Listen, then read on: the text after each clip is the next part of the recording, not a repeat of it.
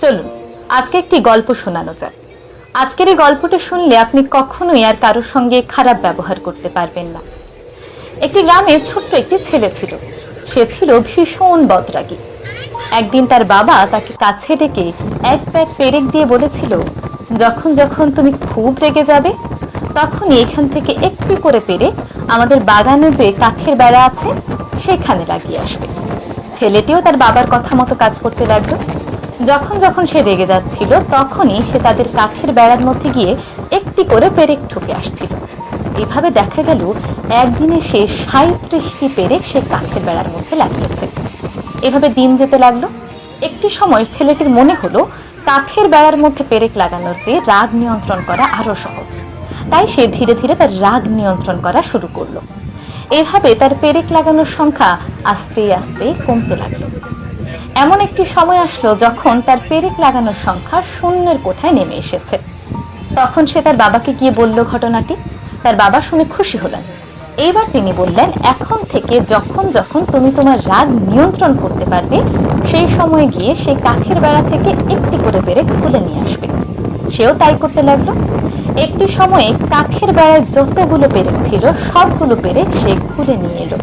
সে তার বাবার কাছে গিয়ে বলল, খুব খুশি হয়ে বলল, ভাবলো এবার আমার বাবা নিশ্চয়ই আরো খুশি হবে। এইবার তার বাবা এমন একটি কথা বললেন যা শুনলে শিখতে পারবেন আপনিও। তখন সেই বুদ্ধিমান বাবা বললেন, দেখো তো, যেখানে যেখানে তুমি পেরেক লাগিয়েছো এবং পরবর্তীতে সেই পেরেক খুলে এনেছো সেই জায়গার ক্ষত দাগগুলো কি চলে গিয়েছে, নাকি তুমি কোনোভাবে সেই ক্ষত দাগগুলো মুছে ফেলতে পারবে? ছেলেটি তো অবাক হয়ে বলল, না বাবা, যেখানে যেখানে আমি পেরেক লাগিয়েছি সেই দাগ তো আর কোনোভাবেই মুছে ফেলা যাবে না। তখন বাবা বললেন, তুমি যখন মানুষের সাথে রেগে গিয়ে খারাপ ব্যবহার করো, খারাপ কথা বলো, একইভাবে তাদের হৃদয়েও এমন দাগ লেগে যায়, ক্ষত হয়ে যায়, ব্যথা লাগে। পরবর্তীতে তুমি যতই তাদেরকে সরি বলো, ক্ষমা চাও, তারা হয়তো তোমাকে ক্ষমা করে দেন, কিন্তু তাদের হৃদয়ে ওই যে ব্যথা লেগেছিল, ক্ষত হয়েছিল, সেই ক্ষতটা তুমি আর কোনোদিনও মুছতে পারবে না। তাই যখন কারোর সঙ্গে কথা বলবে, ভীষণ রেগে গিয়ে এমন কোনো কথা কাউকে বলবে না যা তার হৃদয়ে ক্ষত তৈরি করে। কারণ তুমি একবার ক্ষত তৈরি করতে পারলেও যতই তুমি সরি বলো, সেই ক্ষত আর তুমি কোনোদিনও মুছে ফেলতে পারবে না। তাই এখন থেকে রেগে গেলে ভীষণ সাবধান। মনে রাখবে, রেগে গিয়ে যখনই কাউকে খারাপ কথা বলবে তখনই এই কাঠের বেড়াটি তোমার জন্য শিক্ষা হিসেবে তোমার চোখের সামনে উপস্থিত হবে এবং তখন তুমি তোমার রাগকে নিয়ন্ত্রণ করবে। এই গল্প থেকে আমাদেরও কিন্তু শেখার আছে। কি শেখার আছে বলুন তো? নিশ্চয়ই আপনারা বুঝতে পেরেছেন। বুঝতে পারলে অবশ্যই কমেন্টে লিখে যাবেন এবং আপনার কাছের মানুষ যারা ভীষণ রাগী তাদের সঙ্গে অবশ্যই এই ভিডিওটি শেয়ার করবেন, যেন তারা তাদের রাগ নিয়ন্ত্রণ করা শিখে নেয়। ধন্যবাদ। অস্ট্রেলিয়ান একজন ডক্টরের সাথে মনস্তাত্ত্বিক বিষয় নিয়ে আমার কিছু কথা হচ্ছিল। ওই মুহূর্তে উনি আমাকে আমার পড়াশোনার জন্য আমাকে একটা ছোট্ট পড়া দিয়েছিলেন। সেটি হচ্ছে বিসমিল্লাহ শব্দটির তাফসির। তো আমি ফোনটা রাখার পরে আমার সাথে সাথেই মনে হলো যে আমাদের প্রায় 1 ঘন্টা কথা হলো, বাট উনি আমাকে বিসমিল্লাহ এই শব্দের তাফসির কেন পড়তে দিলেন। বিসমিল্লাহর তাফসির পড়তে গিয়ে আমি চমৎকার একটা জিনিস আবিষ্কার করলাম। আজকে যদি এটি আপনি জানেন, জীবনে কখনোই কোনো কাজ করার পূর্বে বিসমিল্লাহ ছাড়া আপনি করতে পারবেনই না। সো এই ভিডিওটা যে আমাদের বিশেষ করে মুসলিম ধর্মের মানুষের জন্য যে কী পরিমাণ উপকারী সেটি আমি বলে বোঝাতে পারবো না। আমি নিজে যেটা পড়েছি সেটি আপনাকে বলছি। বিসমিল্লাহ আমরা যে কোনো কাজের শুরুতে কেন বলি? আমরা কি কখনো আমাদের মনের গভীর থেকে, আমরা তো মুখস্থ পড়েছি কোনো কাজের শুরুতে বিসমিল্লাহ পড়ো, কেন পড়বো? বিসমিল্লাহ কেন জরুরি? কেন পড়তেই হবে? কেন আমরা বাধ্য? সেটাকে আমাদেরকে কেউ বলেছে যে তুমি বিসমিল্লাহ পড়তে বাধ্য? আমাদের বাবা মা, আমাদের মুরব্বীরা যারা ছিলেন, কোনোদিনকে আমাদের এটা বলেছে বিসমিল্লাহ পড়তে তুমি বাধ্য? এবং এই যে তুমি বাধ্য, কেন বাধ্য, সেটা কি কখনো বিশ্লেষণ করেছেন?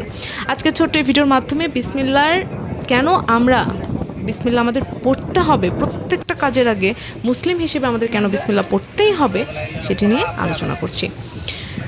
একসময় মুসা আলাইহিস সালামের অনেক বড় একটি রোগ হয়েছিলেন। উনি আল্লাহর কাছে ফরিয়াদ করলেন। আল্লাহ তাআলা ওনাকে বললেন, তুমি অমুক গাছের কাছে যাও। উনি গেলেন, এবং বলল বিসমিল্লার সাথে তুমি এই গাছের এই শিকড়টা তুমি খাবে এবং সুস্থ হয়ে যাবে। মুসা আলাইহিস সালাম বিসমিল্লার সাথে শিকড়টি খেলেন এবং সুস্থ হয়ে গেলেন। আল্লাহ তাআলা তাকে পরীক্ষা করার জন্য সেম ওই রোগটি আবারও দিলেন। মুসা আলাইহিস সালাম এবার কী করলেন, যে আল্লাহ তো শিখিয়ে দিয়েছেন ওই গাছের শিকড় খেলে আমি সুস্থ হয়ে যাব। উনি ওখানে গেলেন, ওই গাছের শিকড় খেলেন, কিন্তু ওনার রোগ দ্বিগুণ আকারে বেড়ে গেল। এবার উনি কিছুতেই বুঝতে পারলেন না। তখন উনি আবার আমাদের মুসা আলাইহিস সালাম কিন্তু সরাসরি আল্লাহর সাথে কথা বলতে পারতেন, তো তাই জন্য উনি গিয়ে আবার সরাসরি আল্লাহকে প্রশ্ন করলেন যে আল্লাহ, আমি তো আপনার শেখানো গাছের শিকড়ই খেলাম, তাহলে কেন আমার অসুখটা আরও দ্বিগুণ হয়ে গেল? এখন আমি তো মৃত্যুশয্যায় অবস্থা করছি, মৃত্যুশয্যায় আছি। তো তখন আমি দুঃখিত, মাঝে মাঝে কথা আটকে যাচ্ছে, গলায় সমস্যা হচ্ছে। তো তখন আল্লাহ তাআলা বললেন, প্রথম যখন তুমি গাছের শিকড়টি খেয়েছিলে তখন কিন্তু তুমি বিসমিল্লাহ বলেছিলে, কিন্তু তুমি পরবর্তীতে যখন খাওনি তখন বিসমিল্লাহ বলে খাও নাই, তখন সেই খাবারটি হয়ে গেছে বিষ। তার মানে আল্লাহর নাম ব্যতীত তুমি যাই করবে সেটিই বিষ। এখন আপনি একটা বই পড়তে গেছেন, ওই বই পড়াটা আপনার জন্য বিষাক্ত হয়ে যাবে যদি বিসমিল্লাহ না পড়েন। একটা খাবার খেতে বসেছেন, যদি খাবারটা বিসমিল্লাহ না বলে খান, ওই খাবারটা আপনার জন্য বিষ। আপনি গোসল করতে গিয়েছেন, আপনি বিসমিল্লাহ পড়েননি, ওই গোসলটা কিন্তু আপনার জন্য বিষাক্ত হতে পারে। আপনি আসলে শান্তি পাবেন না, আপনার কাছে কোথাও যেন মনে হবে না আমি তো গোসলই করিনি।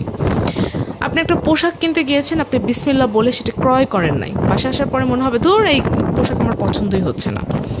আপনি আত্মীয়র বাসায় বেড়াতে গেছেন, আপনি বিসমিল্লাহ বলে বাসা থেকে বের হননি, অথবা বিসমিল্লাহ বলে তার রুমে প্রবেশ করেননি।